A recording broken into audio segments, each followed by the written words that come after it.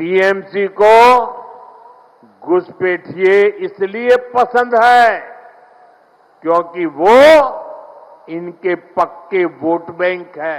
যারা ভোট দিয়ে তোমায় নির্বাচিত করেছে তারা অবৈধ আর তুমি বৈধ। তুমি মহারাজ সাধু হলে আজ আমি আর চোর বটে।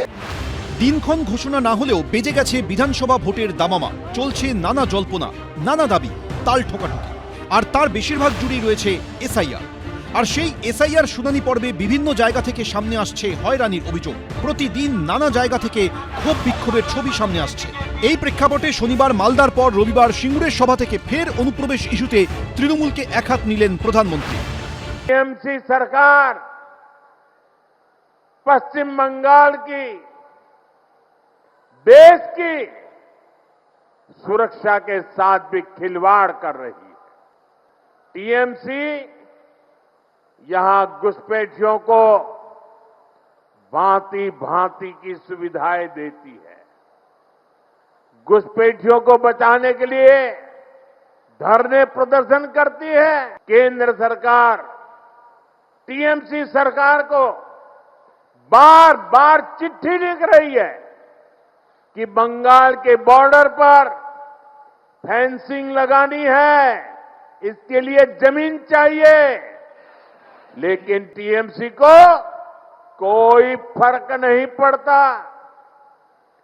टीएमसी ऐसे गिरोहों को संरक्षण देती है जो घुसपैठियों को सुरक्षा देते हैं, उनके लिए फर्जी डॉक्यूमेंट बनाते हैं। নরেন্দ্র মোদীজি যতবার অনুপ্রবেশ শব্দটা মুখে আনবেন ততবার এটা অমিত শাহের ব্যর্থতা হিসেবে চিহ্নিত হবে। কারণ অনুপ্রবেশটা হচ্ছে আন্তর্জাতিক সীমান্তে, জল সীমান্ত, স্থল সীমান্ত, আকাশ সীমান্ত।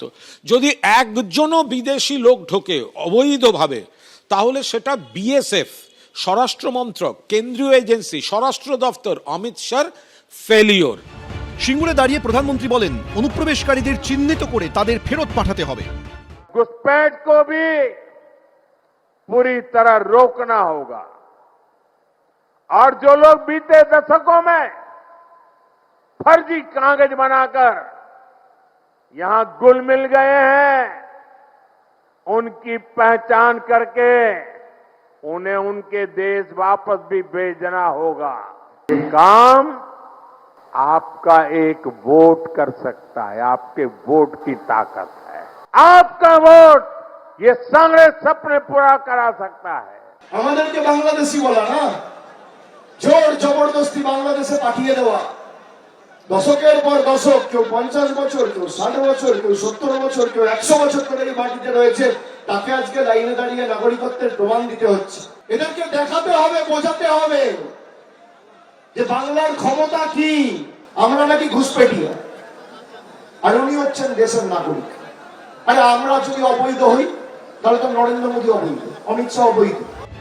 ভোট এলেই অনুপ্রবেশ ইস্যু মাথাচাড়া দিয়ে ওঠে। ভোট মিটলে কি জানা যাবে বিহার থেকে পশ্চিমবঙ্গ কতজন বাংলাদেশি কিংবা রোহিঙ্গাকে চিহ্নিত করা গেল, কতজনকে ধরা গেল, কতজনকে তাদের দেশে ফেরত পাঠানো গেল, নাকি ফের পরের ভোটের জন্য তুলে রাখা হবে অনুপ্রবেশ ইস্যু? এর পাকাপাকি সমাধান কি কোনো দিন করা হবে? এই প্রশ্ন অনেকেরই। সমীরণ পাল, শিবাশিস মৌলিক, ঝিলম করঞ্জাই, এবিপি আনন্দ। এবিপি আনন্দ এগিয়ে থাকে, এগিয়ে রাখে।